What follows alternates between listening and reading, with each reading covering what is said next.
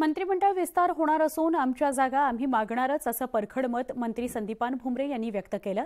जागा मागण्यात गैर काय असा सवालही त्यांनी केला। तसंच चंद्रकांत खैरेंवरही त्यांनी निशाणा साधला। खैरेंच्या कामात तथ्य नसून जनतेला आमचं काम माहिती आहे असंही संदीपान भुमरे म्हणाले।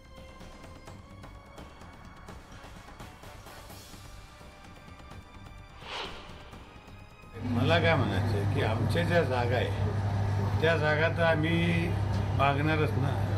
आमच्या या जागा पहिल्यापासून जे आम्ही लढतोय त्या जागा आम्ही मागणारच, त्याच्यात गैर काय। तानाजी सावंत जे बोलले आमच्या ज्या हक्काच्या जागा आहे नेहमीच्या त्या आम्ही लढवणारच। मंत्रिपदावरून रस्सीखेच सुरू असून अनेकांची नाराजी ओढवून घेण्याची शक्यता असल्यानंच मंत्रिमंडळ विस्तार होत नाहीये असं मत विरोधी पक्षनेते विधान परिषदेचे विरोधी पक्षनेते अंबादास दानवे यांनी व्यक्त केलं। मंत्रिमंडळ विस्ताराला कोणताही मुहूर्त त्यामुळेच मिळत नाहीये असा टोला त्यांनी लगावला।